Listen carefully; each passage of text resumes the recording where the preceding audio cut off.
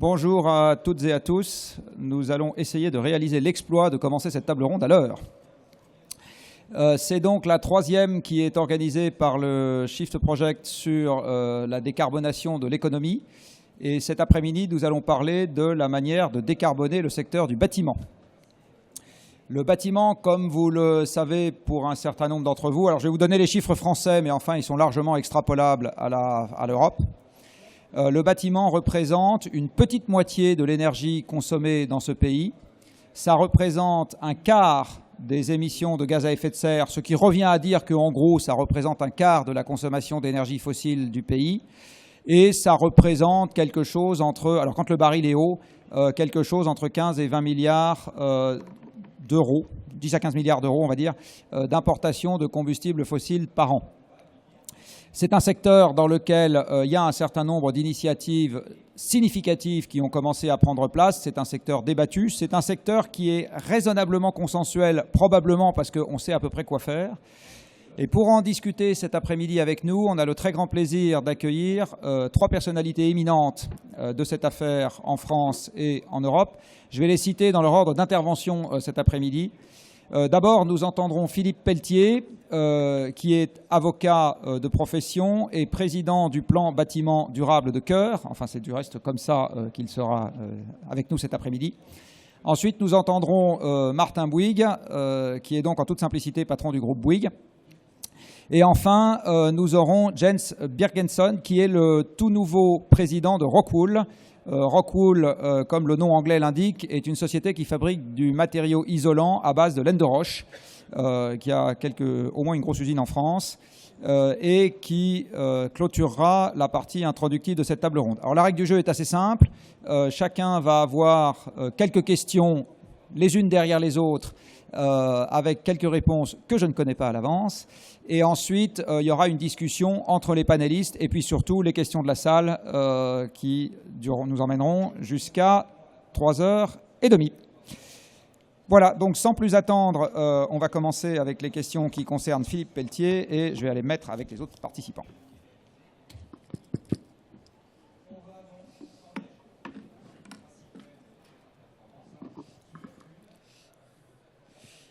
En fait, la première question concernant Philippe Pelletier est assez simple. Ça fait maintenant des années qu'on entend encore et encore et encore que le bâtiment est un enjeu, etc. Quand on regarde les chiffres qui sont à l'œuvre dans notre pays, et je pense qu'ils ne sont pas supérieurs d'un ordre de grandeur dans les autres pays européens, on trouve que les choses vont quand même pas très très vite. C'est-à-dire qu'on aimerait bien, un certain nombre de gens aimeraient bien que ça aille plus vite. Est-ce que vous pouvez nous dire pourquoi, de votre point de vue, on a ce décalage entre l'envie d'action d'un certain nombre d'acteurs et la vitesse de l'action quand on regarde le panorama de manière un peu large? J'ai été élevé avec un précepte qui est allons doucement, nous sommes pressés. Et je pense que ça s'applique assez bien à notre sujet. D'abord, je n'ai pas la même vision que vous de la lenteur du processus qui est à l'œuvre. Je crois que dans le secteur du bâtiment, il s'est passé en quelques années des choses tout à fait fondamentales. D'abord, le fait que ce paramètre de la consommation d'énergie qui était absent de toutes nos réflexions, tous nos comportements, que ce soit ceux des professionnels ou ceux des usagers, est entré clairement dans le jeu. Ensuite, nous avons compris tous, certains sont passés à l'acte, d'autres pas encore, combien il était important, à la fois pour l'économie du ménage, mais aussi pour le pays et plus généralement pour les données environnementales qu'il nous faut maîtriser, qu'il était important d'économiser l'énergie et puis demain d'essayer de produire l'énergie. Donc, mon sentiment est que le mouvement est largement à l'œuvre. Ce qui a été accompagné, c'est la deuxième observation, par un projet public que je trouve de bonne facture, On a commencé par réunir les forces vives du pays en 2007 pour vérifier quels étaient les objectifs dont ils pouvaient se doter. Puis Jean-Louis Borloo a réussi à ce que l'ensemble de la représentation nationale adhère à ce projet qui se projette jusqu'à 2050. Et puis récemment, cet été, puisque le texte a été publié au mois d'août, Ségolène Royal a poursuivi ce mouvement en marquant clairement qu'elle se situait dans la ligne, pour ce qui concerne le secteur du bâtiment, de ce qui avait été lancé par Borloo. Et on a donc une continuité de l'action publique, ce qui est de nature à permettre à la fois aux investisseurs, aux ménages et aux entreprises prestataires de services de s'inscrire dans le mouvement. Puis la troisième et dernière observation, c'est que si on observe, il suffit de se promener dans les allées de ce salon, mais plus généralement, si on observe l'action qui est aujourd'hui menée par les constructeurs et les promoteurs sur le neuf, on est très clairement engagé dans cette ère nouvelle de bâtiments à faible consommation d'énergie, à faible empreinte environnementale, et dans cette voie du bas carbone que nous poussons ensemble. Et ce n'est pas un secret que la maison Bouygues est très clairement en avance sur ce point. La maison de promotion Bouygues Immobilier est déjà à l'étape d'après, qui est celle des bâtiments à énergie positive. Et on voit donc à l'œuvre un mouvement général. Alors qu'est-ce qui manque? Et je termine là-dessus. Qu'est-ce qui manque? C'est la généralisation de l'action sur l'ensemble du territoire. Mais ça va prendre du temps, parce que ce n'est pas naturel pour chacun de nous de rénover son logement, parce que les entreprises qui occupent pour 70% d'entre elles leurs locaux d'exercice ont en ce moment d'autres soucis que celle d'assurer la rénovation de leur parc. Mais ce n'est pas parce que le processus d'engagement est long que les forces vives ne sont pas à l'œuvre. Alors, ça va nous amener à la deuxième question, justement, l'incitation. Il y a plusieurs manières d'inciter les occupants actuels, ou exactement les propriétaires actuels de bâtiments, qu'ils soient de logements ou locaux d'activité, à faire des économies d'énergie. On peut imaginer les obliger, c'est l'action réglementaire. On peut imaginer augmenter le prix de l'énergie de manière délibérée, c'est la fiscalité. Ou on peut dire, j'attends tranquillement qu'une pénurie se charge de régler le problème pour moi, et à ce moment, ça produira notamment des hausses de prix, mais pas nécessairement. Bref, le problème se réglera. De votre point de vue, c'est quoi les avantages et les inconvénients des trois options? Et du coup, est-ce que vous avez une préférence publiquement exprimable sur la question? Alors, j'ai les idées assez claires sur le couple incitation, recherche de l'adhésion ou obligation. J'ai les idées plus confuses sur l'évolution du cours de baril dans les années qui viennent. Tout le modèle, c'est un secret pour personne, tout le modèle de ce plan énergétique français avait été construit autour d'un cours du baril qui n'est pas autour de 40 dollars, 45 $ comme il est maintenant. On comprend les avantages à court terme que représente cet accès économe aux énergies fossiles. On comprend les inconvénients que ça présente, mais je ne suis pas expert pour en parler. Je me contente de traiter l'autre couple qui est incitation ou obligation. Et là, moi, j'ai une conviction que j'ai essayé de faire passer au pouvoir public, parce que mon boulot comme animateur du plan bâtiment durable, c'est de recueillir les grandes tendances de la société, de recueillir l'état des forces des professionnels et de porter ça à la connaissance de l'État pour qu'il en tire des conséquences dans les textes qu'il met en place. Et on est arrivé dans la loi de transition énergétique à quelque chose qui me paraît un bon équilibre. Il se traduit par trois choses. La première, on est très clairement aujourd'hui rester sur le mode de la recherche de l'adhésion de la société à ce projet sans contrainte. Hein. On a des contraintes de pure forme, obliger une assemblée de copropriété à se poser la question de savoir si elle fera un audit énergétique, mais on ne lui oblige pas à décider de le faire. Donc, des obligations formelles, mais pas d'obligation immédiate d'agir.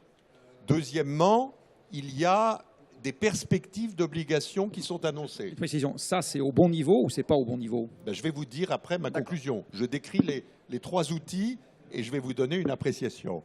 Donc le premier outil, c'est on reste sur la recherche de l'adhésion de la société. Et moi, je pense que c'est nécessaire parce que, encore une fois, culturellement, c'est compliqué de s'engager dans l'idée de la rénovation de ses locaux d'habitation ou de ses locaux professionnels. Ça ne va pas de soi.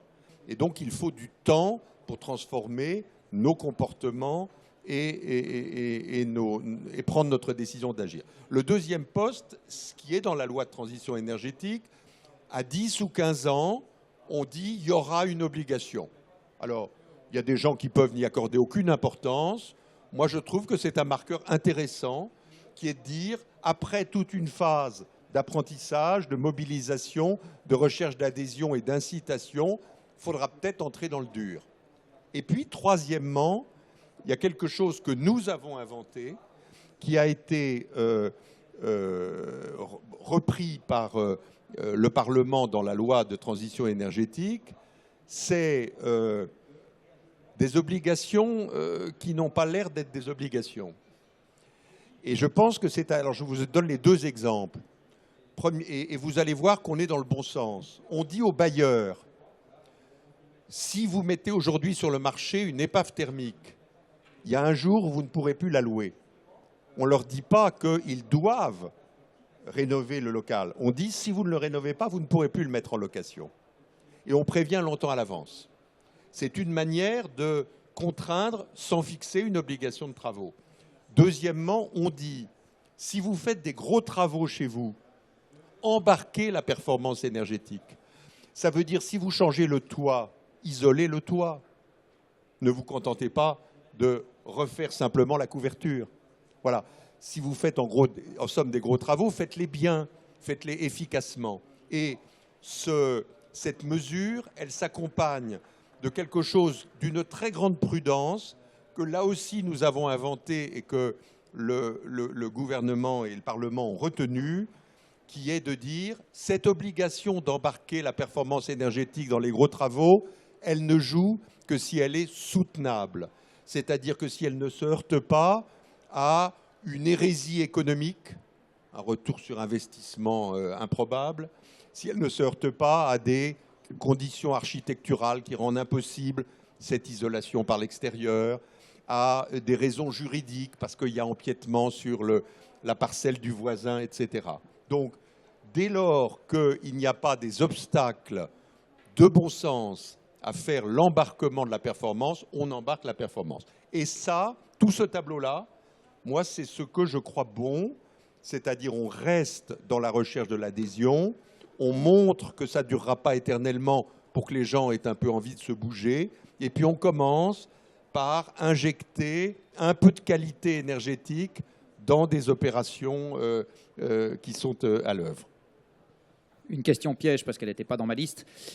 Si on veut faire le facteur 4, qui est quelque chose qui est généralement avancé dans les économies occidentales, vous faites des intérêts composés, vous savez, votre banquier est très bon pour faire des intérêts composés. Si vous divisez par 4 en 35 ans, vous devez enlever 3% par an, en gros.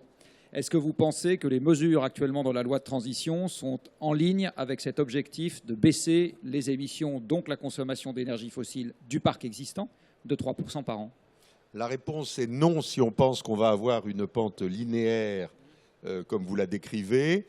La réponse est peut-être oui si on pense, comme je le crois, qu'il y aura une accélération. D'accord, donc c'était ça le mot que je voulais vous faire prononcer. En fait, il faut continuer à appuyer sur l'accélérateur. Bien sûr. D'accord. Une dernière question. Vous savez que, vu du propriétaire du bâtiment, il y a une différence possible entre la performance sur le papier quand on fait une opération de rénovation et ce que vous allez avoir dans la vraie vie. Or, l'équation économique ne dépend pas de ce qu'on vous annonce, elle dépend de ce qui va être vraiment fait. à l'arrivée. Est-ce que vous avez réfléchi aux dispositifs qui permettent peut-être pas d'apporter la garantie, mais en tout cas d'améliorer la certitude vue du propriétaire du bâtiment que ce qu'on lui annonce, et c'est bien ça qui va être fait, donc ce qui est toute la question de la formation des acteurs, etc.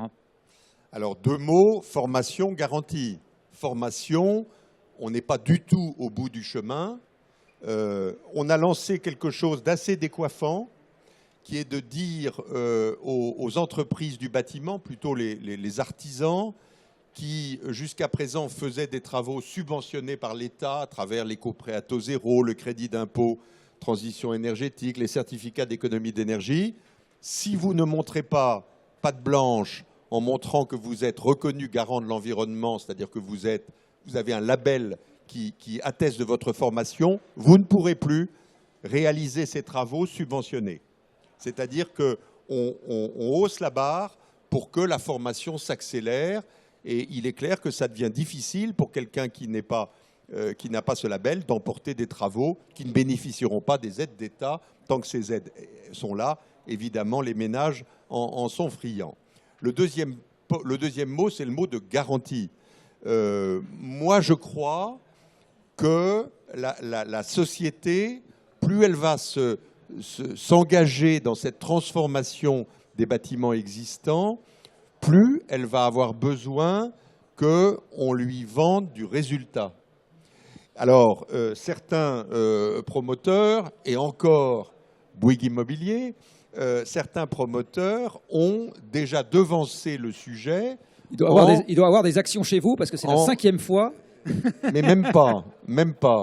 Mais quand j'observe le paysage, je vois qu'il y a des gens qui courent devant la locomotive, et ils font partie de ceux-là. Bon. Et donc, ils ont inventé, parce que je regarde ça de près, ils ont inventé un mécanisme de garantie de résultat. On vend une performance. Ce qui change d'ailleurs le métier de promoteur, parce qu'au lieu qu'il disparaisse en livrant l'ouvrage, il est forcé de rester observateur de l'ouvrage, d'assurer sa maintenance et son exploitation. Sinon, ça va lui coûter très cher en termes de garantie financière. Donc ça, c'est le neuf. C'est souvent la Formule 1 dans notre secteur qui expérimente des solutions. Moi, je pense que ça va entrer progressivement dans le parc existant, dans sa rénovation. Il y a déjà un outil que certaines copropriétés mettent à l'œuvre, qu'on appelle le contrat de performance énergétique, où, au lieu d'acheter des travaux, on achète un résultat. Ce résultat étant réalisé par la mise en œuvre éventuelle de travaux, mais aussi d'actions. Ce contrat de performance énergétique est très exigeant pour l'entreprise et très sécurisant pour le maître d'ouvrage, parce que si le résultat n'est pas là, l'entreprise va payer le delta. Et ça, c'est quelque chose qui donne de la garantie de résultat. Donc moi, je pense qu'on va aller progressivement vers un renforcement de la demande de garantie. Et puisque les entreprises ont tendance à essayer de comprendre et de suivre ce que veulent leurs clients, je pense que ça va se développer. Reste à savoir comment ça va s'assurer. Ça, c'est un autre problème. Pour le moment, il y a des grosses maisons qui peuvent le faire parce qu'elles arrivent à être leur propre assureur sur ces engagements. Il faudra trouver le moyen que les artisans puissent s'assurer de ces risques-là, ce qui n'est pas une mince affaire. Là aussi, il faut du temps. Allons doucement, nous sommes pressés. Merci beaucoup. Changer de métier, ça va nous permettre de changer d'interlocuteur. Martin Bouygues, on est ravis de vous avoir à cette table ronde. Je sais que votre parole publique est rare, donc on est d'autant plus honoré que vous ayez répondu positivement à cette invitation. Le changer de métier est au cœur de la première question que je vais vous poser. Aujourd'hui, les groupes de construction majeurs sont essentiellement présents sur le neuf. Ça a été ça le cœur de métier. On l'a dit et répété, le gros enjeu pour un pays mature, c'est de transformer son parc existant. Est-ce que vous pouvez nous dire ce que ça signifie sur les métiers d'un groupe comme le vôtre? Où est-ce que ça a besoin de changer? Où est-ce que ça n'a pas besoin de changer? Et pour finir, comme l'a dit Philippe Pelletier, où est-ce qu'il faut que vous vous hâtiez lentement parce que nous sommes pressés? Alors, il y a plusieurs éléments dans votre question. Le premier élément, c'est que nous avons déjà depuis longtemps une activité de rénovation. Ça fait partie même des métiers de spécialité du groupe Bouygues. C'est vrai de Bouygues Immobilier, mais c'est aussi vrai de Bouygues Construction. La motivation de ces activités de rénovation a pour l'essentiel été des gains économiques, c'est-à-dire des propriétaires de biens immobiliers qui avaient une motivation économique à restructurer leurs biens immobiliers pour le valoriser mieux. Je pense que cette motivation, il faut que maintenant on puisse la faire bouger et que dans la motivation économique, on trouve aussi une motivation qui soit autre. Alors qu'est-ce qu'il faut pour ça? Je pense qu'il faut qu'il y ait bien sûr des incitations. Des incitations, qu'elles soient par la loi, par la contrainte, ou qu'elles soient financières. Et puis il y a aussi une autre incitation qui est l'intérêt des individus qui est de plus en plus fort à vivre dans un environnement dans lequel ils se reconnaissent, dans lequel ils ont une forme d'aspiration à vivre dans quelque chose où ils se disent « j'aurai un impact moins négatif sur l'environnement et je laisserai à mes successeurs une situation moins mauvaise ». Je pense que c'est un cheminement qui se fait. La prise de conscience chez nous a un peu plus de 10 ans, enfin une dizaine d'années pour faire simple. Et la dizaine d'années, ce qui m'a frappé, c'est qu'en 10 ans, les mentalités ont beaucoup changé, beaucoup évolué. C'est ce qui me rend assez optimiste et assez... je pense qu'on a un avenir devant nous.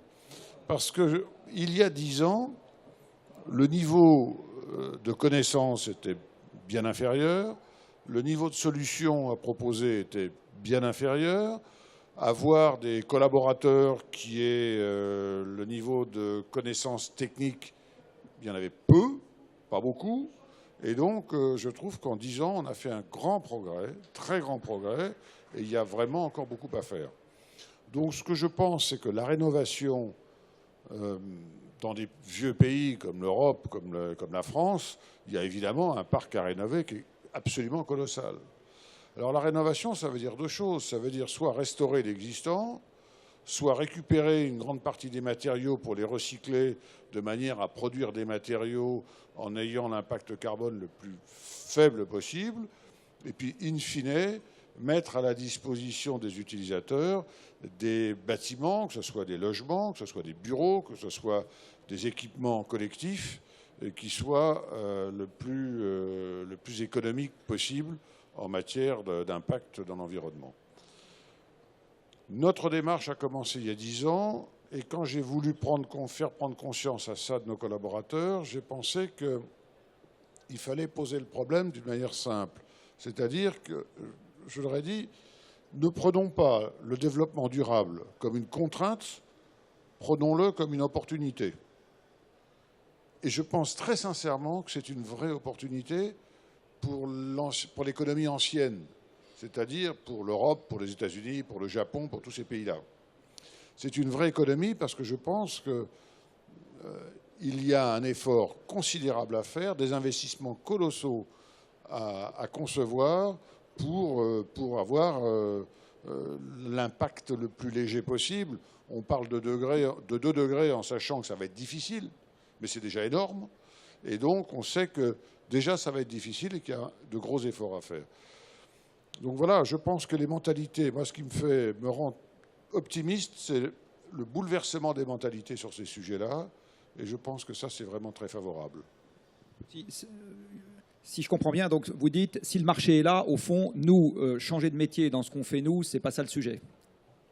C'est absolument pas. Au contraire. On est là pour ça. D'accord. Hein, j'ai voulu faire la démonstration avec notre siège social, la Challenger, qui est le siège de Bouygues Construction, qui avait plus de 25 ans. Et je me suis dit, après tout, pour former des spécialistes et pour démontrer à nos clients et à tout le monde que c'est faisable, faisons-le en site occupé.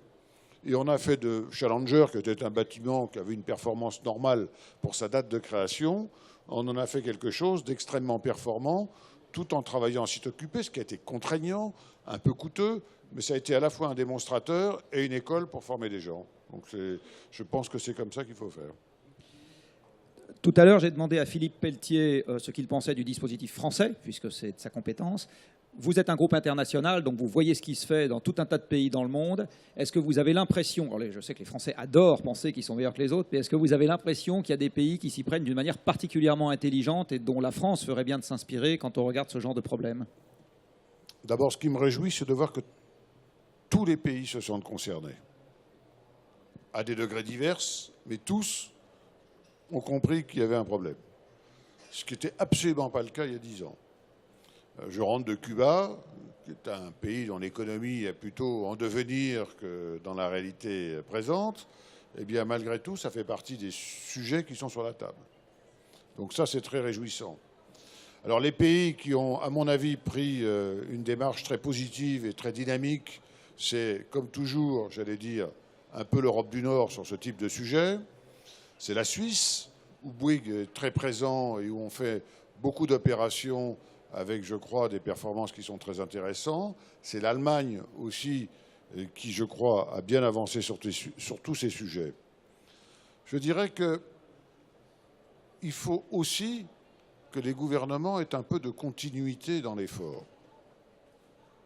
Je prends l'exemple du courant racheté dans les fermes solaires en France.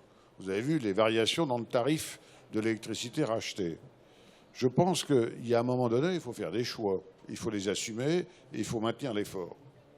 Et donc je pense que ça va être aussi très très déterminant sur les résultats obtenus. On ne peut pas se permettre de changer de politique en permanence parce que ça va rendre les choses absolument ingérables. Dans les éléments, alors sur ce point précis, dans les éléments qui vous semblent absolument structurants sur votre activité première, donc dans la partie bâtiment, c'est quoi les éléments de politique publique qui, de votre point de vue, aujourd'hui sont instables et mériteraient d'être stabilisés?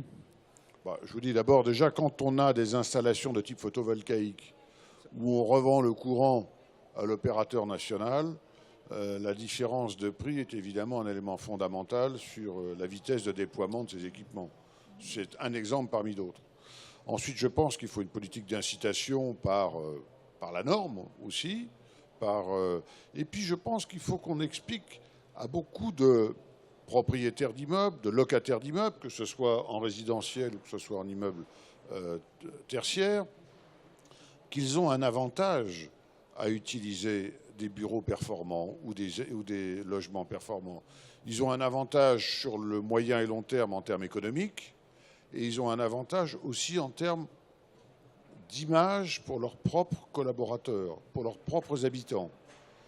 Moi, je pense que, j'ai vu chez Bouygues que les opérations que nous avons réalisées sont un élément constitutif de l'état d'esprit de l'entreprise. Et donc, je vois qu'il y a beaucoup, en France, il y a un parc tertiaire qui est dans beaucoup d'endroits obsolète. Eh bien, je pense que beaucoup de locataires ou de propriétaires oublient qu'à travers une opération de rénovation, ils pourraient peut-être faire une affaire financière intéressante et en tout cas faire une affaire de dynamisation de leur entreprise qui est sous-jacente et qui est réelle. En parlant du tertiaire, on avait travaillé avec Philippe Pelletier il y a quelques mois maintenant sur un dispositif qui visait à développer beaucoup plus fortement la rénovation du tertiaire public, qui, comme vous le savez, est au moins en France un sujet, parce que c'est des blocs qui sont en général, c'est des immeubles qui sont souvent un peu anciens. Vous avez des surfaces d'un seul tenant qui sont généralement un peu significatives ou qui peuvent l'être. Et donc on a envie de se dire que pour des grands groupes comme vous, c'est typiquement le genre d'opération qui peut s'avérer intéressante. Pourquoi est-ce que, de votre point de vue, on ne voit pas ce genre de trucs se multiplier comme des petits pains absolument partout? D'abord, il y a un problème de comptabilité publique. Oui. La comptabilité publique n'est pas faite de la même manière. C'est propre à la France, ça, ou c'est vrai dans tous les pays? Non, c'est international. Les normes se ressemblent beaucoup. Et puis en France, il y a un problème d'exemplarité. Quand vous allez voir l'état du palais de l'Élysée, c'est confondant.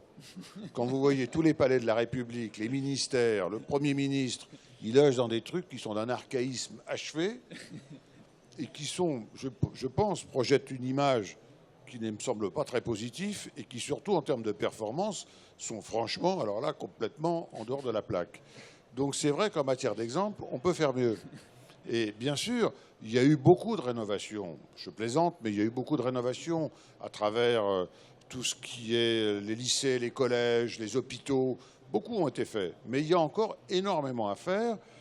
Et c'est vrai que l'État n'a pas forcément la même motivation que le secteur privé pour faire de la rénovation. L'incitation financière, ce n'est pas la motivation de l'État. La motivation de l'État, ça sera plus donner des locaux efficaces et de qualité aux fonctionnaires qui vont y travailler, et puis aussi probablement projeter une image plus moderne et plus efficace de son action. Si on obligeait les gestionnaires de patrimoine public à raisonner en coût complet, donc sans supprimer la séparation, parce que ça j'imagine que c'est compliqué, mais simplement on les oblige donc, à raisonner en coût complet, est-ce que vous pensez que ça déclencherait plus d'opérations ou la réalité est plus compliquée que ça? Oui, ça dépend qui fait la comptabilité.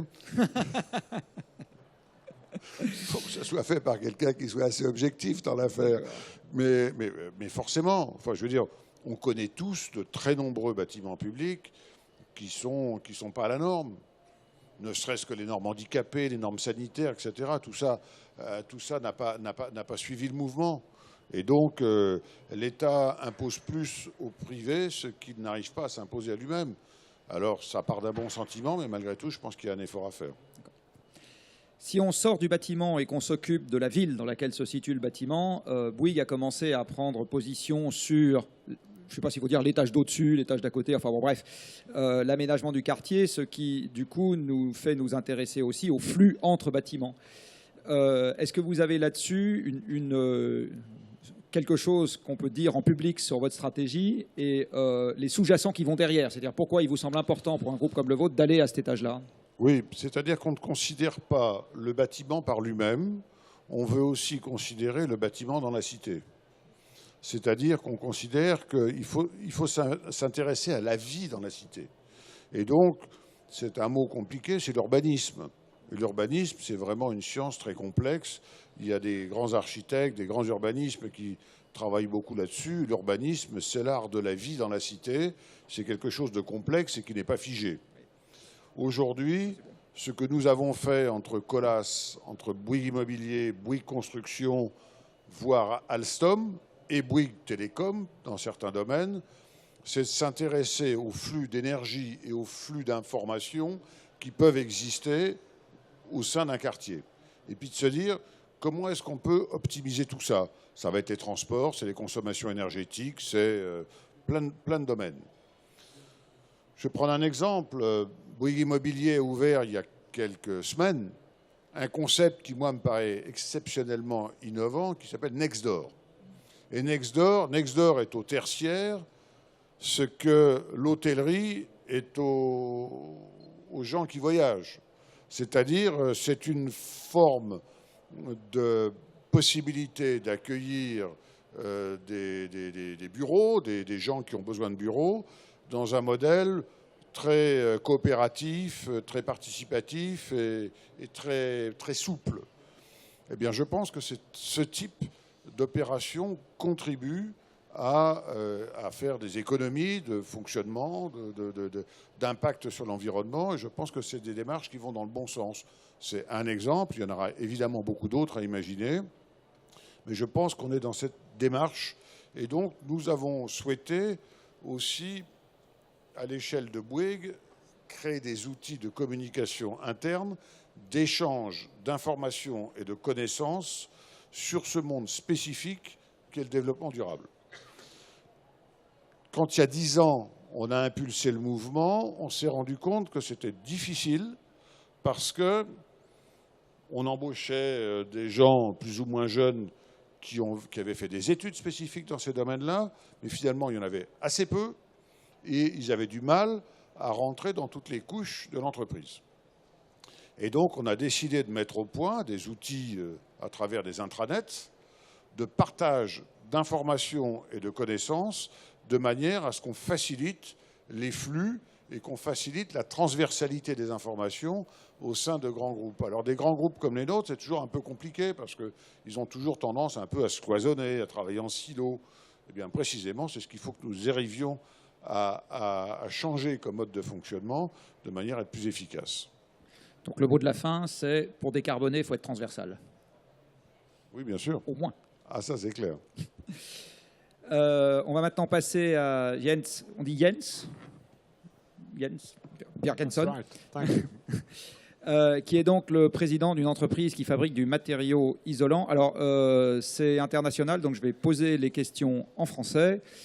Jens répondra en anglais, comme ça, il y en aura pour tout le monde. Donc la première question, c'est Rockwool qui fabrique, comme son nom l'indique, des isolants en laine de roche. Vu de Mars ou vu de ses actionnaires, semble être en très bonne position pour profiter d'une envie de décarboner le bâtiment. De votre point de vue, les éléments qui font que votre société va faire des affaires qui seront meilleures dans un monde de bâtiments décarbonés, c'est quoi? Il suffit de dire « baissons la consommation d'énergie fossile et les choses vont se passer toutes seules », ou bien vous avez besoin d'un cadrage qui va être un peu plus précis que ça? Est-ce que vous pouvez à ce moment donner les éléments qui vous sont favorables, voire des éléments qui ne vous seraient pas favorables? I'm not quite sure I got the same question here as you said, but just before Actually, I start, I can repeat the question in English if you want. yeah, maybe Yeah. do that. So what I said is that seen from Mars, you run a company that seems to be in a good position to benefit from an obligation to phase out fossil fuels from the building sector. Is it as simple as putting a constraint on fossil fuels, or you need drivers that are more complex than that? And then can you say what is favorable to your activity and what is making life harder for a company like yours? Yeah. So let's first start with some major drivers, and you might wonder why a company like Rockwool making insulation is here with such famous companies as your company. Yes. Can you hear me there? And the reason is that in society today, one would think that maybe transportation is the biggest energy consumer. It's not, it's buildings. 40% of all energy is consumed by buildings. And there is not a lot of new build being done. And we have heard in the case for restoration. And in that context, when you come to insulation, just a company like ours, we make insulation 1 year's production from us in insulation. Could you put up the yeah, because there is some noise around. Yeah, and just one year's production of our insulation is enough to save, when you install that and you do the life cycle calculation, it's enough to save the whole CO2 emission from the whole US economy 1 year. Or another way of expressing it, all airline flights on Earth, the whole CO2 emissions for 7 years. So insulation in the context of buildings and restoration is a big, big thing that we need to address. That's a driver. A second driver I would like to mention is that we all in this room are spending 70 to 90% of our time in a building, indoors, and that trend is rather increasing. And that makes it even more important for us to improve indoor climate and improve the energy efficiency of building and make sure that the buildings we have are really taken care of. Those are the main drivers, I would say. Do you need a clear signal on the price of energy, or it's not the main thing you need in order to boost your sales to be trivial? I think being a private house owner myself, just having one house, there is a payback issue when you have a house you live in. And that is that when you go after and apply technologies that exist today that reduce the energy consumption of a building with 70–80%, that's possible without particularly sophisticated technologies. You insulate the house and you renovate it. That sounds simple, but when you look at the payback, we're talking 8, 9, 10, 11 years plus that it's quite difficult to do. And that means that as a collective, we all see that that's good and that we should save that 40% energy and use it for something better. But as individuals, it's very easy to find that decision hard to make. So what we do is that we postpone it. And therefore, I think it's very important that people like you and us and the construction industry work together to try to promote that there is a framework so that people get financial support and regulation to make these decisions so that we get going with an increased rate of renovation. Regarding I mentioned the price, but actually you have other possibilities to increase the pace at which renovations take place. Do you have an opinion on whether we should enhance the level of regulation, drive up the price, or just wait? It's exactly the question that I asked Philippe Pelletier, but you are, as Martin Bouygues, the CEO of a group which is present worldwide. So do you have an opinion derived from your own experience or your company's experience on what is the good thing to do? Yeah. First of all, I'm not a good waiter, so I don't promote that alternative. And I think the energy pricing, with all the political impacts of that, that can go up and that can go down. It was not many years ago we all talked about oil at 140 and 150, and now we see something else. So I think that these things can go up and down, but there is a fundamental climate concern and it's a fundamental macro trend, and that gives us as leaders of companies the obligation to drive that this renovation and modernization happen. But in a shorter perspective, if I were to put one factor on the table that I think can encourage people to act now, the politicians to put in more regulation and promote this, and also industry to support it, that is that all of these activities that we are talking about, they create jobs and they drive economic development, and it's a good investment in infrastructure that always is healthy for an economy. So I think that just the economic factor of creating jobs while we improve the planet are quite appealing to me. You think we should have more stringent regulations to promote that, or? Yes. Yes, okay. Straightforward answer to a straightforward question. As you probably know, seen from the building owner, when you renovate, you buy some kind of a performance, and that performance doesn't only depend on the fact that you manufacture good products. What is the influence that you can have on the fact that your good products, because I assume that they are good, will lead to full operations once they are in place that are compliant with the level of performance that the owner expects?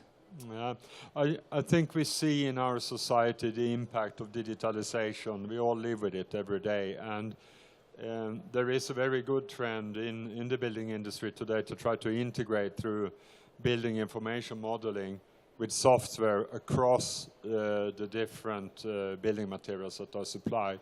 I think that's very important because it's an industry where I'm an insulation person and someone else might be producing plasterboards, etc. And it all needs to work together as a system, because if there are gaps between, the overall solution doesn't work.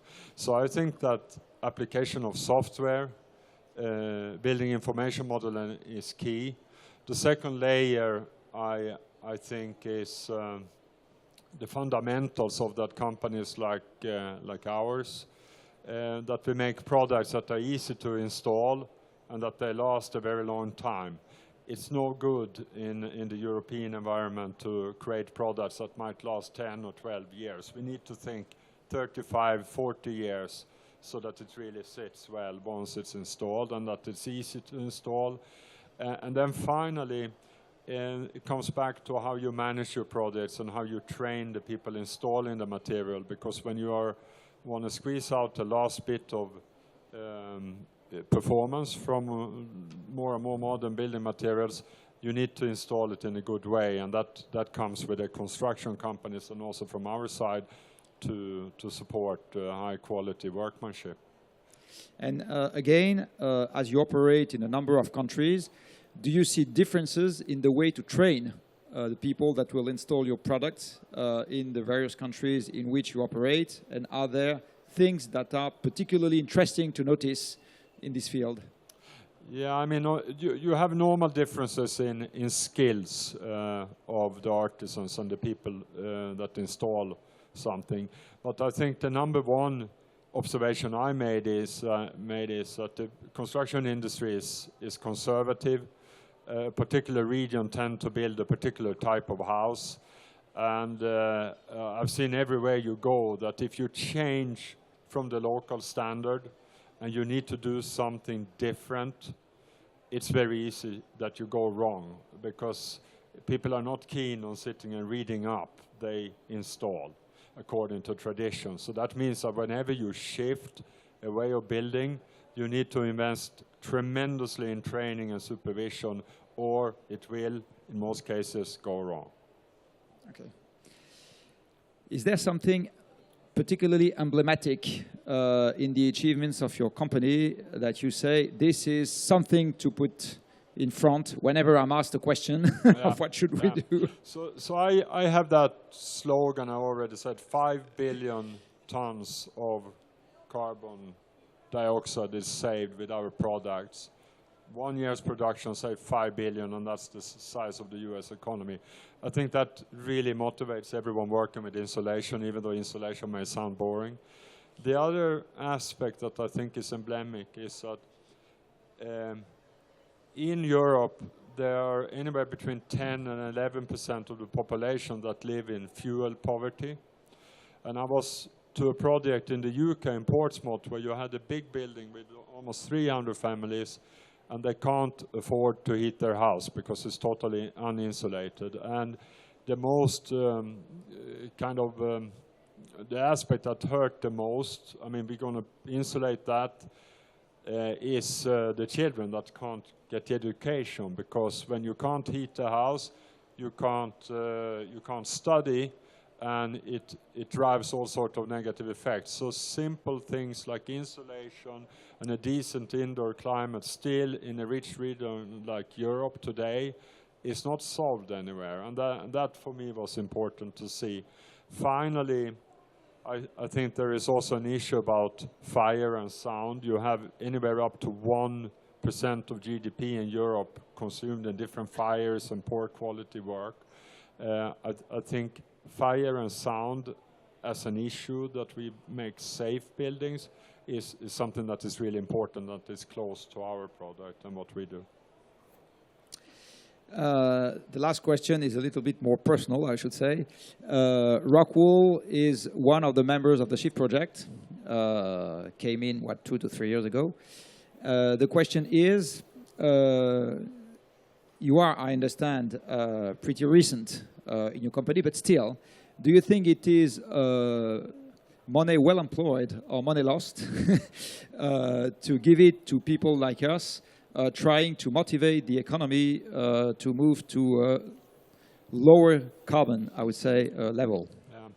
Yeah. I mean, I would like to thank you for driving the SHIFT project. And the reason I do that the mathematics behind that 40% of the energy is consumed or wasted in buildings, that's a number that needs to get out there and that needs to get solved. And I think you're particularly good in this country in terms of engineers to think through the whole system. And if you and the SHIFT organization can put that on the table, and we realize that is the number one thing we need to do, and it needs to happen in the installed base through restoration, because the new build rate is less than 1% in most countries. That you promote that is just an honor for us to be part of that with our little corner, because we do insulation and some other things, and we are just a small player. We are important, but we can contribute to that, and we are very happy to do it. Well, thank you very much. Je rappelle à l'audience que Rockwool est une entreprise qui a son siège au Danemark. Et donc, on est très heureux, nous, au Shift en tout cas, d'avoir une entreprise qui a son siège au Danemark. Martin Bouygues, est-ce que vous avez envie de commenter ce qui a été dit par les deux autres panélistes? Je vois que Philippe Pelletier ne tarit pas d'éloges pour vous. Est-ce qu'il a raison? Est-ce qu'il a tort? Est-ce que c'est parce que ses idées sont particulièrement bonnes? Est-ce que vous voudriez lui en souffler d'autres? Non, je crois que c'est... D'abord, je suis très heureux qu'on reconnaisse le fait qu'on ait cherché à faire des efforts dans ce domaine, alors que les incitations n'étaient pas réelles, vous le savez, puisque vous êtes intéressé à ce que nous faisions depuis longtemps, Jean-Marc. Mais je pense que je ne crois pas du tout à une solution globale simple à trouver. C'est pas vrai. Je pense qu'il va y avoir des milliers de choses qui vont s'assembler les unes aux autres et qu'il faut trouver des gens qui facilitent ces assemblages. Des gens, des conditions, des circonstances, des réglementations. Bien entendu, on n'aime pas trop ça, mais bien entendu, ce sera aussi à travers des réglementations. Et je pense que l'isolation est évidemment un élément tout à fait déterminant. Les chiffres sont très impressionnants. Un an de production de Rockwool, ça représente évidemment des économies qui sont formidables. Mais malgré tout, je pense qu'il va falloir que la pression continue, s'installe partout. C'est-à-dire que dans tous les domaines, les gens prennent conscience que chacun est un petit peu responsable de ce qu'il fait. Alors ça va être le développement de l'automobile électrique, ça va être plein de choses comme ça. Et je pense que les choses vont s'installer petit à petit. Vous n'avez pas répondu à la question de savoir si Philippe Pelletier était un homme formidable et si vous étiez d'accord avec tout ce qu'il a dit. Oui, parce que oui, honnêtement, je pense qu'il a une mission qui est un peu compliquée parce que dans un pays ancien comme la France, où on a un patrimoine très très ancien, qui a cet inconvénient, c'est qu'il génère dans l'esprit collectif que ce qu'on construit, c'est pour l'éternité. Dieu merci pour nous, constructeurs, c'est pas vrai. Mais je veux dire, ça génère cette idée fausse qu'une fois que c'est fait, on n'y touche plus. Erreur totale. Et donc, je pense qu'il a une mission compliquée que de trouver le moyen d'allumer la mèche, c'est-à-dire de faire bouger le système en y mettant un petit peu de contraintes, pas trop, en expliquant beaucoup et en faisant que les gens se motivent petit à petit. Je pense que c'est vraiment la bonne démarche et qu'il faut poursuivre dans cet effort. Il ne faut pas relâcher l'effort. Et je pense que ce qui me frappe, je l'ai dit tout à l'heure, c'est de voir le mouvement fait depuis 10 ans, ou 20 ans, ou 15 ans, mais surtout depuis 10 ans. Et j'espère que dans les 10 ans qui viennent, le mouvement va être beaucoup plus important. C'est exactement ce que M. Philippe Pelletier expliquait tout à l'heure, en disant on n'est pas du tout sur une ligne droite, on est sur quelque chose qui, voilà, on est quelque chose qui prend son élan, une courbe qui prend son élan. Philippe Pelletier, est-ce que vous avez envie de commenter? Moi, je vais rajouter une question. Même si vous vous occupez de la France, j'imagine que de temps en temps vous en sortez. Donc, est-ce qu'il y a un pays, là aussi, qu'est-ce qu'on a à apprendre des Scandinaves? Moi, j'aime bien les Scandinaves. Je trouve que c'est un bon compromis entre le libéralisme et le consensus et les plans de long terme. Et est-ce que vous pensez qu'on a des choses à apprendre des Scandinaves? Et si oui, quoi? Alors, avant de porter une appréciation, je vais vous emmener simplement aux Pays-Bas. Il y a une technique qui se développe, d'après la compréhension que j'en ai, qui est une sorte de politique contractuelle entre les entreprises et l'appareil d'État. Ce sont des contrats verts, des Green Deals, qui sont conclus entre les entreprises et l'État. C'est une forme de mobilisation dans laquelle l'entreprise dit les objectifs qu'elle s'assigne, elle les fixe dans un dialogue avec l'État, mais elle les fixe elle-même, et elle prend l'engagement dans la durée de se tenir à ces objectifs. Alors, ils sont environnementaux, énergétiques, développement durable au sens large, etc. Et je pense que cette voie d'action, alors que les juristes appellent du droit souple, les anglo-saxons parlent de soft law, me paraît être la voie de l'avenir. Je ne crois plus du tout, et là c'est un élément de réponse à M. Birgersson, je ne crois pas du tout à l'efficacité de la règle impérative qui touche un corps social mal préparé pour l'appliquer. Je crois qu'on se fait plaisir en prenant des lois qui disent « il n'y a qu'à faire », parce que l'expérience montre que souvent on ne fait pas. Ça donne une image délétère de la chose publique, puisque on voit une sorte de puissance irresponsable qui édicte des normes dont l'application n'est pas contrôlée et suivie. Et je pense que ce n'est pas la bonne méthode pour mobiliser une société. Donc moi, je crois aux démarches de droit souple. Et je pense, au risque de... on a quelquefois eu des conversations, Jean-Marc, sur ce sujet-là, et je vous ai senti un peu plus dirigiste que moi, mais sans doute peut-être plus impatient, ce qui explique le dirigisme. Je ne crois pas du tout, que le mode volontaire de mobilisation de la société est un mode qui va ralentir la mobilisation. Je crois au contraire que c'est un mode qui va porter ses fruits. Alors, à notre petite mesure en France, on a inventé des chartes d'engagement volontaire.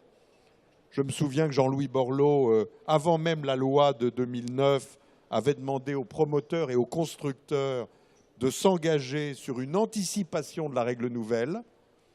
Et tous les promoteurs avaient, pas tous, mais un grand nombre de promoteurs avaient pris cet engagement et l'avaient suivi avec une montée en puissance. Moi, devant l'absence de règles de l'État sur la mobilisation du parc tertiaire privé et public pour assurer sa rénovation, j'ai lancé une charte d'engagement volontaire et on a une centaine de grandes signatures aujourd'hui qui sont tous à l'œuvre. Et puis, du côté des syndics de copropriété, on vient de lancer une charte d'engagement volontaire par laquelle nous leur demandons de se former, de prendre l'engagement de se former et de poser la question de la rénovation énergétique de l'immeuble collectif à la prochaine Assemblée générale de copropriété. 150 grands cabinets ont jusqu'à présent signé. On en est au début, mais ces démarches-là, elles créent une dynamique, elles sont en phase avec l'état de la société, en somme, elles se fondent sur l'acceptabilité de la contrainte qui est probablement mesurée dans un pays où on a beaucoup de contraintes, on le sait, notamment dans le champ immobilier. Voilà, donc ça c'est mon observation. Puis j'ai une question à poser à Martin Bouygues, qui est que autant je comprends comment, lorsqu'un grand groupe décide de se mettre au juste niveau de l'expertise, de la pertinence, de l'efficacité, il peut mobiliser ses ressources et le faire, autant on a en commun un sujet difficile qui est de faire que une des singularités françaises, qui est un très grand nombre de petites entreprises artisanales qui assurent l'aménagement du territoire, la vie de nos communes. Il faut arriver à la fois à ce qu'elles restent, qu'elles soient dans le mouvement de ce grand marché qui se dessine, mais à la fois qu'elles réussissent leur formation pour pouvoir sérieusement aborder ce marché. C'est probablement, je termine cela, c'est probablement le sujet le plus difficile des années qui viennent, qui est que, de manière générale, sur l'ensemble du territoire, la qualité de l'offre de services soit pertinente avec la demande dont j'ai dit tout à l'heure qu'elle allait devenir de plus en plus exigeante. Ça, c'est un sujet qu'on a en commun et je ne sais pas trop comment on va réussir. Pour répondre à votre question, je pense que des maisons comme Rockwool, par exemple, ont un rôle déterminant. Parce que, bien entendu, ils ont un rôle auprès de toutes les entreprises, des petites comme des grandes, pour former les gens aux méthodes pour appliquer leurs produits. Et je pense que tous les industriels de la chaîne auront la nécessité de faire un effort supplémentaire pour former les entrepreneurs qui mettront en œuvre leurs produits. À ça s'ajoutera la partie bureau d'études, c'est-à-dire la conception des projets, où là aussi, en amont, mais c'est plus facile parce qu'on a affaire à un monde d'ingénieurs, on aura à faire en amont un effort important. Je voulais dire que ce qui, moi aussi, me rend optimiste, c'est que je regarde ce qui se passe dans l'agroalimentaire avec le bio. On nous dit maintenant que la France fait partie des pays dans lesquels le bio se développe le mieux. Et je trouve ça très réjouissant parce que ça prouve qu'il y a une vraie conscience collective de tous ces problèmes et qu'en face de cette prise de conscience collective, les gens sont réellement preneurs, partisans de faire un effort financier et un effort pour rentrer dans cette démarche sur le bio. Donc je pense que là, il y a vraiment quelque chose d'intéressant. Et il y a un parallèle avec les deux, avec une petite limite dans le logement, c'est que dans le logement, la part du locatif en France est très importante. Donc ça veut dire qu'il faut aussi toucher les propriétaires. C'est un peu différent. Si je fais le mauvais, enfin pas le mauvais garçon, mais que je rappelle la question de Philippe Pelletier qui était quid des petites entreprises sur ce sujet. Il faut former les gens et je pense que les industriels qui produisent les éléments sont des parties prenantes importantes dans la formation des petites entreprises. D'accord. Jens, would you like to comment what you have heard from the other panelists? Yeah, I agree very much to this aspect of the training, and I mentioned it before. Proper installation and training, especially will make a change. 100% agreement. In terms of, I was asked the question, do I believe in more regulation? I personally don't like to be regulated, but I think there is minimal levels that you need to raise the threshold, and then due to this payback calculation that has a little bit too long payback, and also this aspect between landlords and the length of their investment for the current tenants, there is a difference between how you invest, if you invest for yourself and you invest for a tenant and what type of material to use.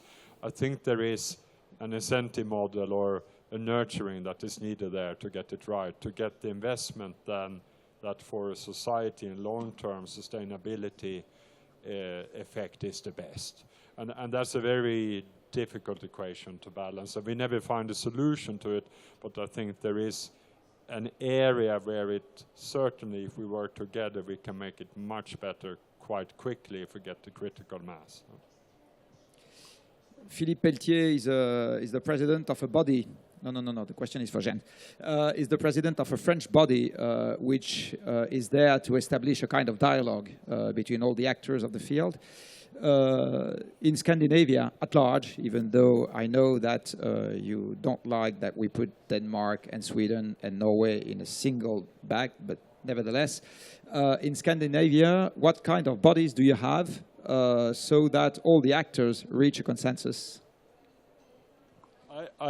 I wouldn't say there is anyone any better up there doing that. I think we wrestle with the same issue. You have the heat pump suppliers doing their thing. You have the insulation people doing theirs. I think generally the type of work we do here is needed in the regions up there. What I think could have happened is that in some of the very cold countries, you have had a different approach to energy efficiency due to the exterior climate. So I wouldn't necessarily attribute that to that the players work better together. It's a different climate. It's also a different building tradition with more wood in parts of this region. And that has led to certain effects that I think is part of the explanation. Si vous le voulez bien, on va passer maintenant aux questions de la salle. Donc il doit y avoir des micros qui se promènent quelque part, sinon ça ne va pas tarder à arriver. Et donc on va prendre... Ah, tu nous en empruntes un, c'est parfait. Il y a une deux, voilà. Donc, qui a envie de poser la deuxième question? Parce que la première, il n'y a jamais personne qui veut se décider. Ah, voilà, une question là-bas. Précisez si la question est pour l'un des panélistes en particulier ou si elle est jetée en pâture à tout le monde. Bien sûr. Bonjour, Gilles Guillaume de l'agence Reuters. C'était une question pour Martin Bouygues. J'aurais aimé que vous réexpliquiez ce que vous avez voulu dire quand vous préconisez l'adaptation d'une démarche bio au secteur du logement. Non, je veux dire par là que ce qui m'a frappé dans l'agroalimentaire, c'est qu'il y a eu une conscience collective qui s'est faite et que beaucoup de gens, très naturellement, sont allés vers le bio, ce qui a représenté pour un certain nombre de cas, pas toujours, un certain nombre de cas, à la fois une démarche pour aller vers une distribution un système de distribution un peu différente et aussi parfois une dépense un peu différente. Eh bien, je pense que dans le logement, il y aura aussi ce genre de démarche. C'est-à-dire que les gens de plus en plus ont conscience que le logement, les qualités énergétiques de nos logements doivent être améliorées.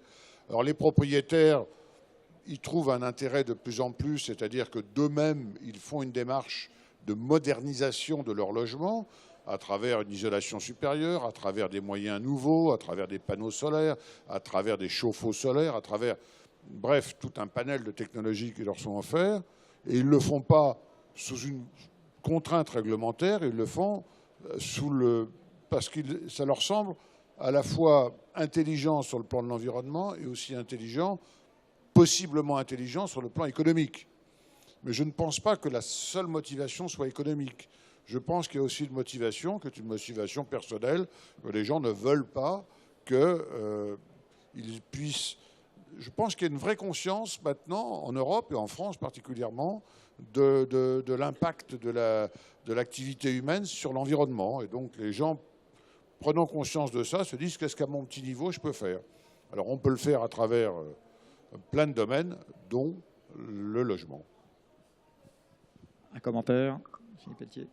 Oui, moi j'adhère tout à fait à cette comparaison qui revient en somme à reprendre cette idée que j'aime bien, qu'emploie Ségolène Royal, qui est de rejeter une écologie punitive. On est dans un processus où on recherche l'adhésion, et pour rechercher l'adhésion des gens, il faut plutôt essayer de leur être sympathique et de présenter les choses de manière favorable.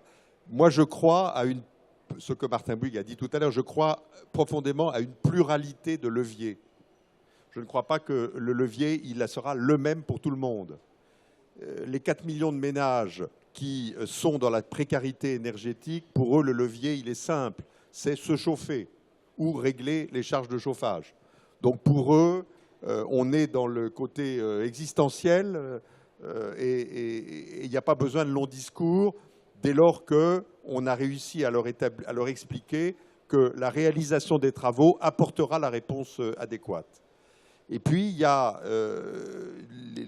des gens qui ont, alors ce sera peut-être plutôt la génération de mes enfants, qui ont cette vision que le monde est un et que par mon comportement, je peux peser sur le bien-être général de la planète. Et puis, il y a des soucis de confort, parce qu'une bonne isolation d'un logement, un chauffage qui diffuse une chaleur identique partout, c'est confortable. C'est confortable. Un chauffage où on n'a ni trop chaud ni trop froid, c'est tout à fait agréable à vivre. Donc cela, progressivement, ça va gagner. Et puis, et c'est le dernier critère, c'est un critère qui monte en puissance en France, où on a un parc de maisons individuelles très abondant, 18 millions de maisons individuelles à titre de résidence principale. C'est le facteur prix. On s'aperçoit aujourd'hui que sur l'ensemble du territoire, il y a moins de gens qui ont envie d'acheter au prix auquel le propose le vendeur une maison individuelle énergivore. Donc à la fois, elles n'arrivent pas à se vendre, et quand elles se vendent, il faut consentir un rabais significatif qui intègre en somme le coût de la mise à niveau énergétique de la maison. Et cet indicateur prix, je pense qu'il va monter en gamme et qui va conduire peut-être des ménages qui, comme les ménages français, ont à la fois la propriété d'un logement et de l'épargne, à penser que c'est peut-être un geste patrimonialement astucieux que de prendre une partie de cette épargne pour la mettre dans la mise à niveau du logement, pour maintenir la valeur du patrimoine. Donc ça, c'est des idées tout à fait débutantes mais je crois qu'elles vont progressivement entraîner la société. En bref, je veux dire qu'il n'y a pas que la sanction juridique, il y a des autres sanctions qui sont celles notamment du marché qui vont pouvoir jouer. Une question là. Bonjour, Emmanuel Tavernier, je travaille en finance de marché, je suis là. Et ma question, c'est pour Martin Bouygues. En fait, je voudrais savoir, parce qu'on a beaucoup parlé de transversalité, on a beaucoup parlé de conscience collective. Et moi, ma question concerne plutôt au niveau de la gouvernance. Est-ce que vous parlez de ces questions-là au sein de la gouvernance et de vos investisseurs? La gouvernance de Bouygues? Oui, bien sûr. Quand, je vous raconte une anecdote. Je trouve qu'avec mon frère Olivier, qui est présent, nous avons acheté un vignoble il y a 10 ans, en dehors de Bouygues, ça n'a rien à voir avec Bouygues. Et on s'est dit, ben, qu'est-ce qu'on peut faire pour faire que ce vignoble soit meilleur, mieux? Alors on a recruté des gens, des grands spécialistes qui nous ont aidés à faire qu'on puisse tirer vers le haut la qualité de le vin, c'est un beau produit.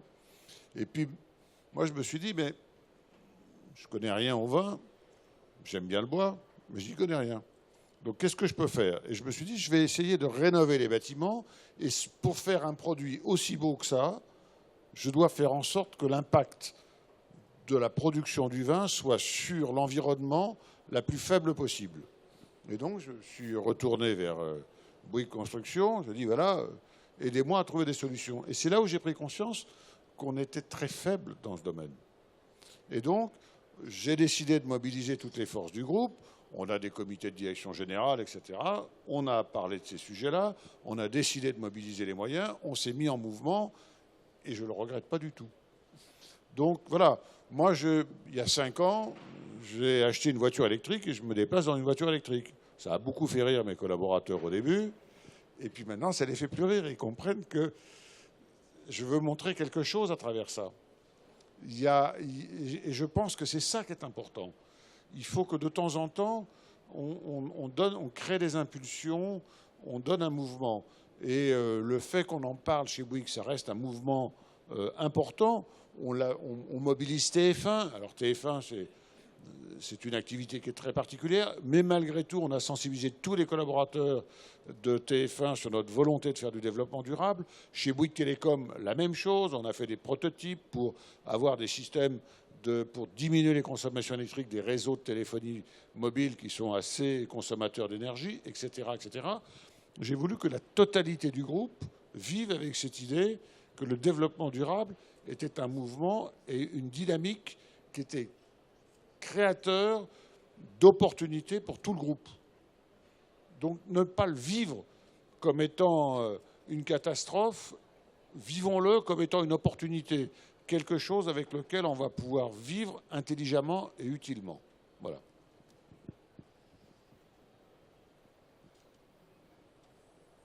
Ah, au fond là-bas.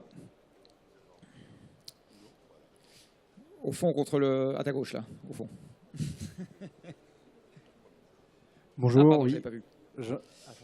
Jean-Baptiste Cotenceau, Sustainable Metrics. J'aimerais avoir votre avis, c'est une question générale, sur le rôle de la finance carbone, ce qu'on appelle la finance carbone. Comment intégrez-vous, si vous l'intégrez, le prix du carbone dans votre business model? Et quels sont les rôles que vous demandez à votre banquier pour qu'il vous donne de l'argent plus vert? Moi, je suis là comme animateur, là, donc je ne répondrai pas à la question. Par contre, je vais faire un peu de pub. Je vous signale que c'est très exactement le thème de la table ronde qui sera organisée demain matin par le Shift, soit là-haut, soit ici, je ne sais pas encore quand. Donc, moi, je ne suis pas là pour répondre aux questions. Martin Bouygues, est-ce que vous avez... Oh, écoutez, c'est très simple. Je pense qu'il faut voir avec les gouvernements comment est-ce qu'ils veulent réaffecter une partie de recettes éventuelles liées à des taxes carbone vers le financement de systèmes liés au développement durable. Moi, personnellement, j'y suis favorable. Mais je suis un peu méfiant.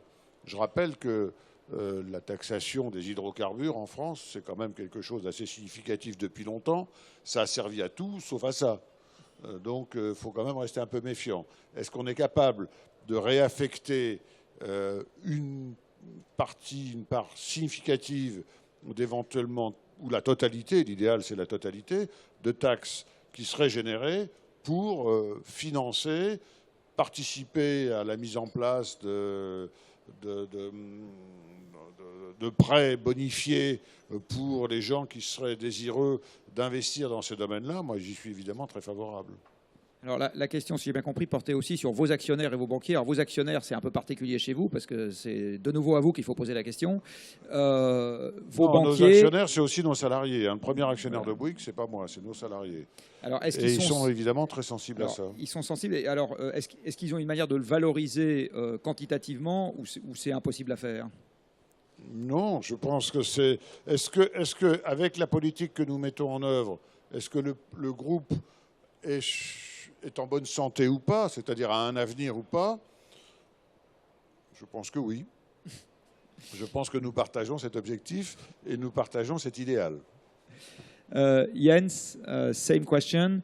Do you see anything among either your shareholders or your bankers that lead to the fact that taking carbon into account, one way or another, is something that they value? Yeah, so we don't really have debt, so the bankers... That's a good start. Us, so. I think on this whole aspect of the CO2 tax, I think it can become, I think fundamentally as an idea, as a concept, to not have CO2 as a free allowance. I think that's very interesting.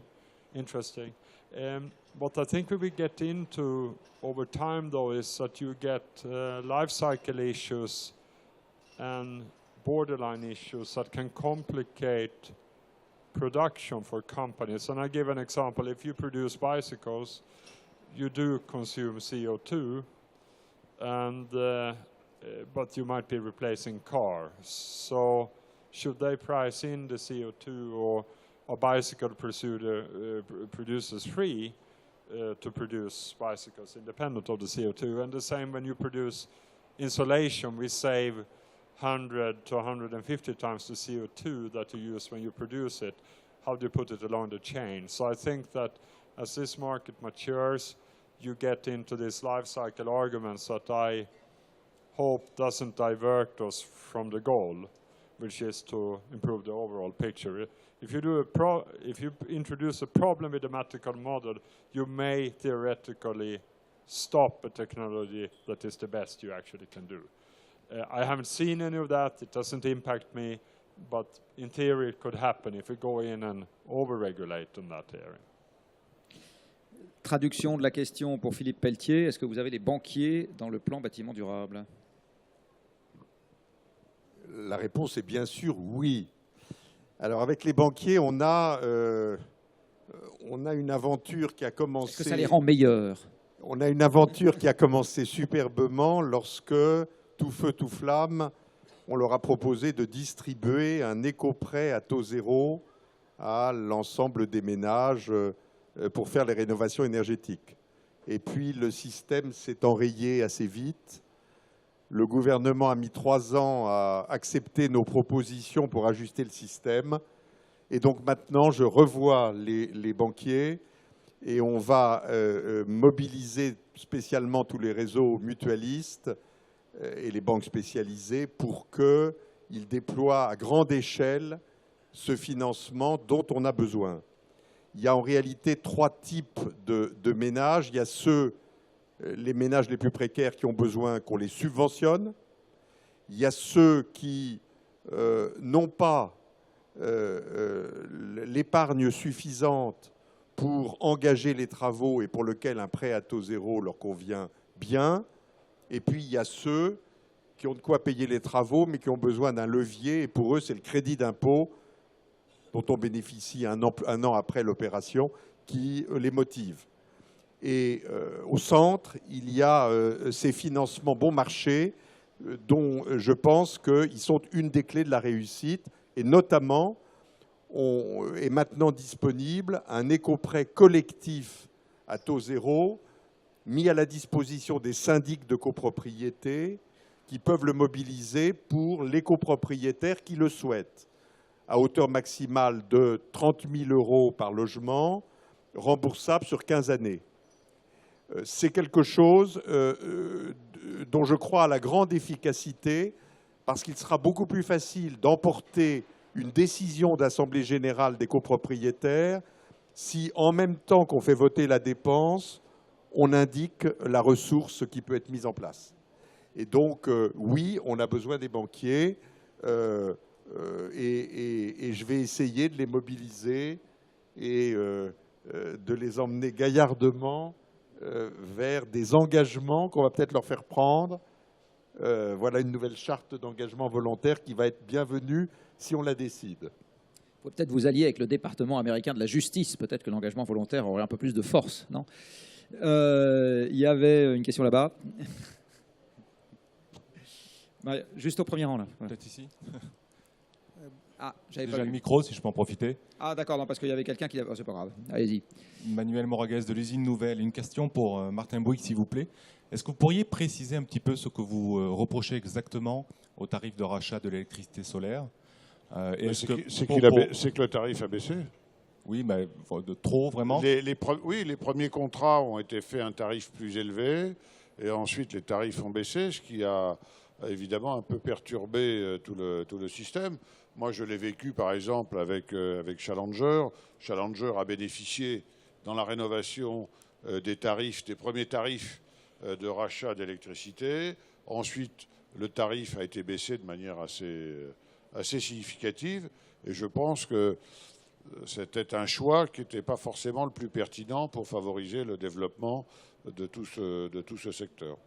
Et donc, ce que je voulais vous demander, merci, c'était quel est le niveau que vous souhaiteriez le voir porter, peut-être, dans le cas du bâtiment, et quel pourrait être l'impact sur la décarbonation ? Je pense que il faut faire un calcul économique raisonnable avec un retour sur investissement qui soit raisonnable pour les gens qui vont investir dans ce domaine. C'est un calcul financier qu'il faut faire, qui est un calcul assez simple.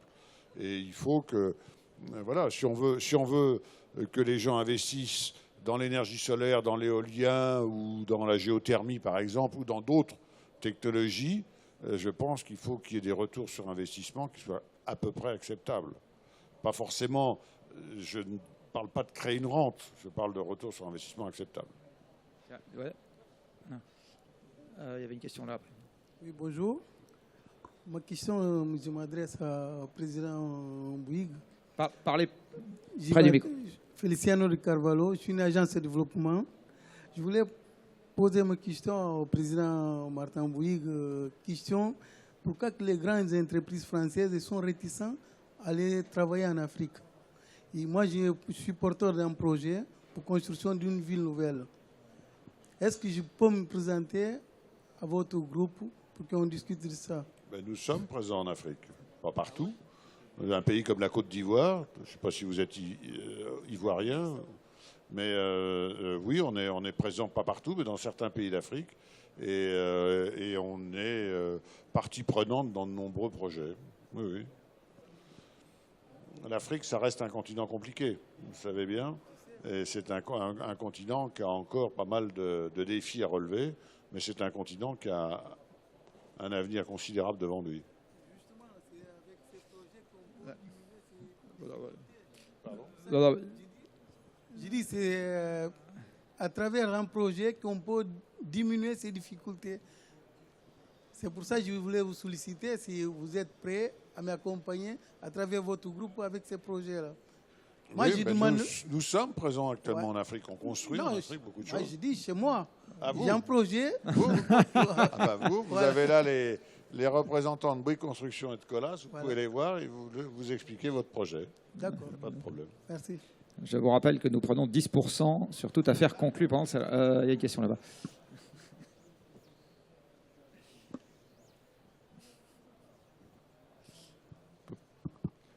Oui, Emmanuel Planche. Je suis surpris que sur le sujet qui était comment décarboner le bâtiment en Europe pour atteindre le facteur 4, on n'ait pas évoqué quand même la R&D, la recherche, développement avec le nouveau matériau. Je pense Rockwool a beaucoup pensé par exemple aux nanotechnologies, oui aussi certainement dans des systèmes de construction.